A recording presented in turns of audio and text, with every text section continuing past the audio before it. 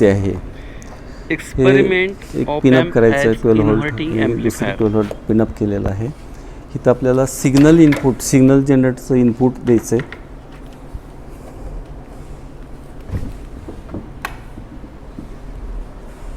शेअरवाला आता लक्षात घ्या, हे इन्व्हर्टिंग ॲम्प्लिफायरमध्ये आपण पॉप्युलर ऑप ॲम्प आय सी कुठले वापरतो? 741 आय सी वापरलेले. त्याला हे पिन नंबर 1 to 4, 5 to 8. तर पिन नंबर 2 and 3 त्याचे इनपुट्स आहेत. तर ते इनपुट्स आपण काय केले, ते इथं घेतलेले आहेत.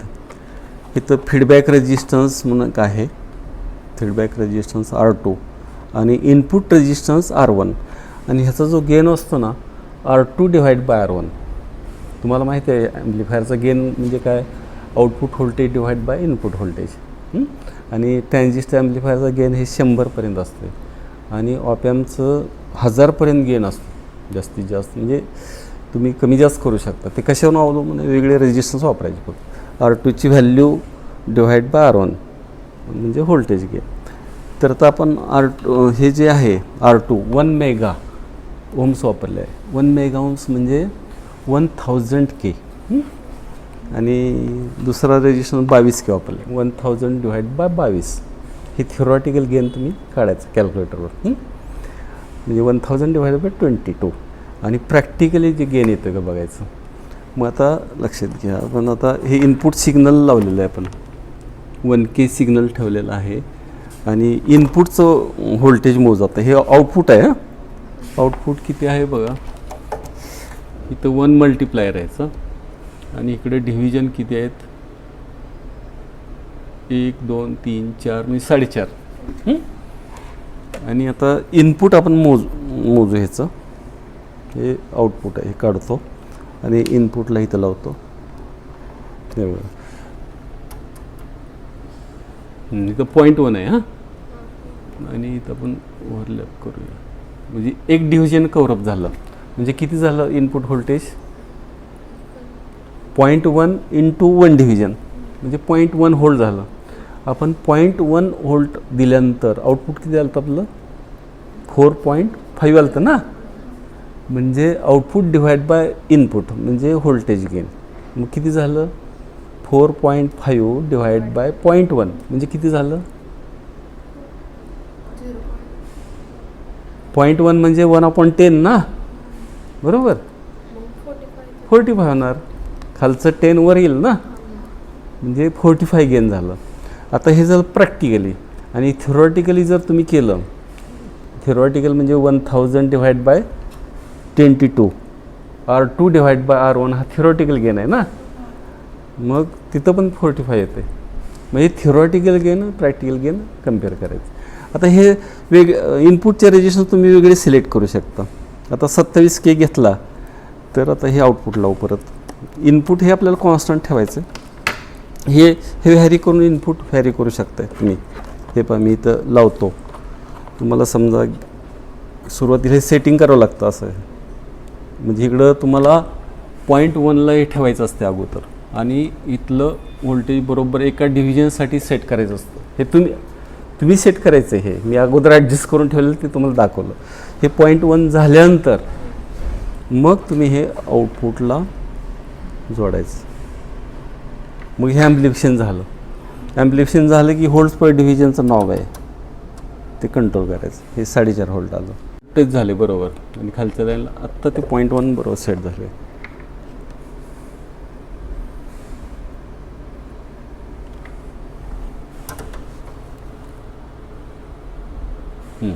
आता तुम्ही जर मॅच केलं इथं 4.5च्या आसपास येते. प्रॅक्टिकल आणि थिओरॉटिकल थोडा एरर येत असतो, हे माहिती आहे तुम्हाला. तर अशा पद्धतीनं आता आणि तिची बेरीज बरोबर आहे येते का बघायचं. एक्सपेरिमेंट आणि IC हे ऑप एम्पची IC आहे. Dual supply is applied here. Now we shall see the input. आता इनपुट जे आहे, ओके,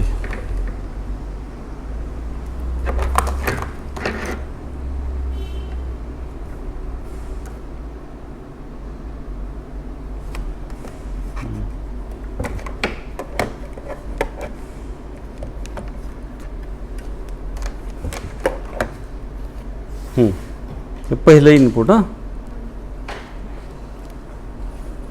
हे मी 1 करतो 1. हे दुसरं इनपुट म्हणजे हे पोर्ट इथलं सेट करतो, सेकंड नॉब सेट करतो, ते पण 1ला करूया 1.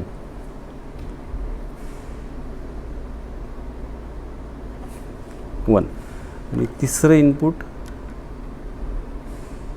हे 1, त्याला पण 1 करू, म्हणजे बेरीज 3 आउटपुटला 3 आलं पाहिजे.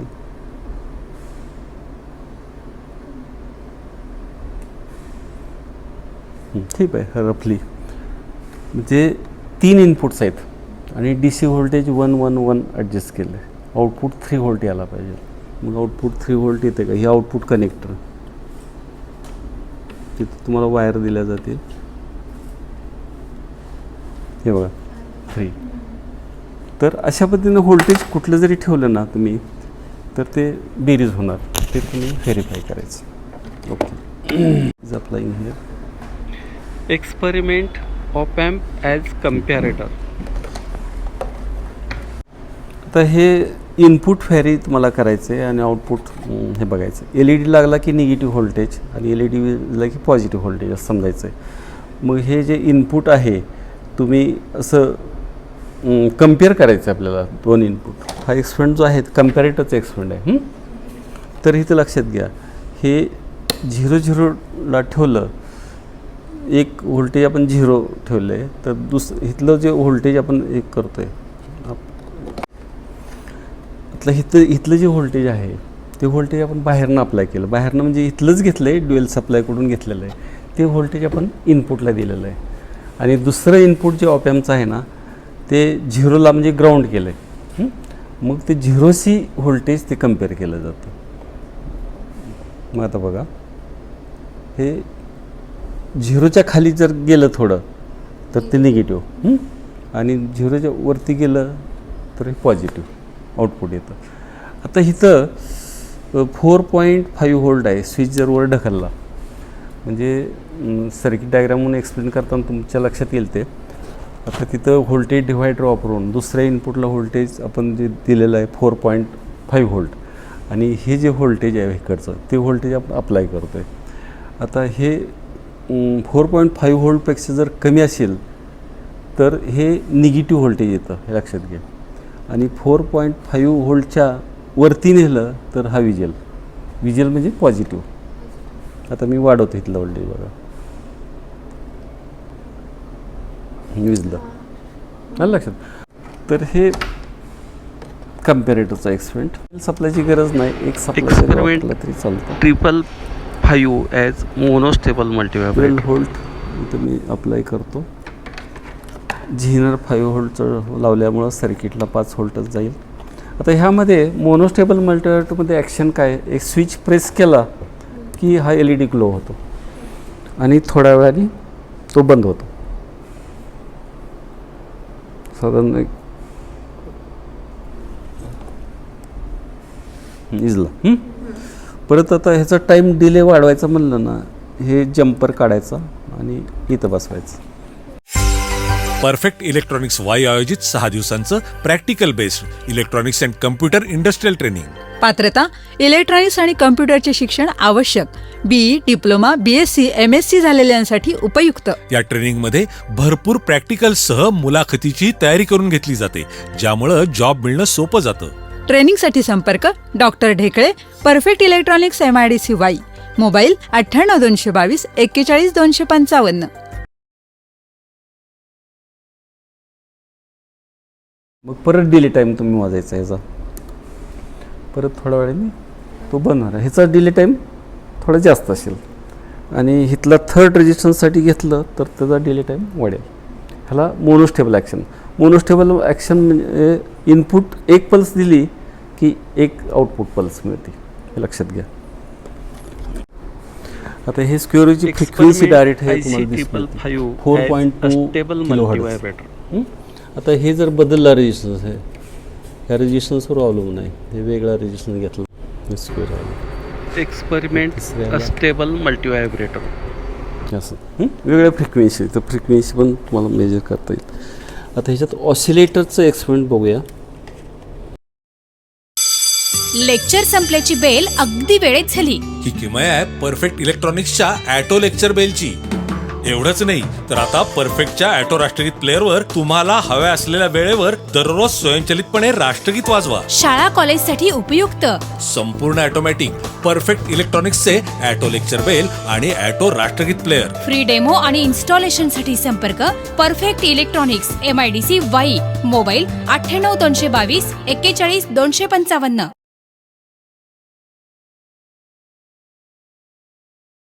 This Experiment applying phase shift oscillator. 12 volt supply here.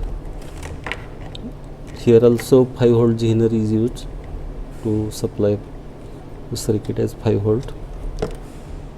This is the output using this.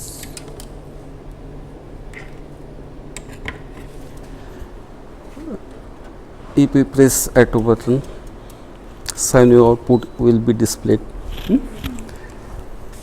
And frequency is displayed here as 266 hertz. Experiment DC 12 volt. Colpitts oscillator. And this output connected to the CRO. This sine wave output.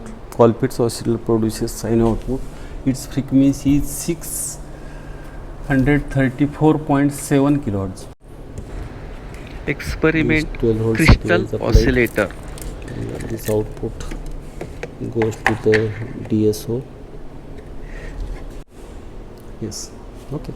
Crystal frequency is 3.57 megahertz and practically frequency is here 3.58 megahertz. Okay, this is the operation of crystal oscillator. Shift generator, it produces the sawtooth waveform. Experiment 12 volt. voltage sweep generator. And this is the output is here at the left side in case of voltage sweep generator.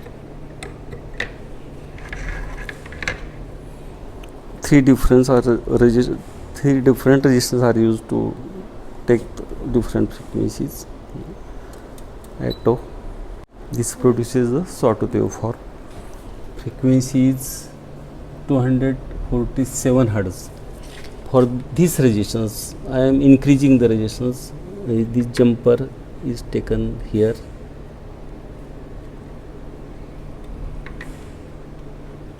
Higher resistance is used here. Its frequency is 120 hertz. And for this frequency is 82. As the resistance increases, frequency decreases. हे झालं oscillator. Okay,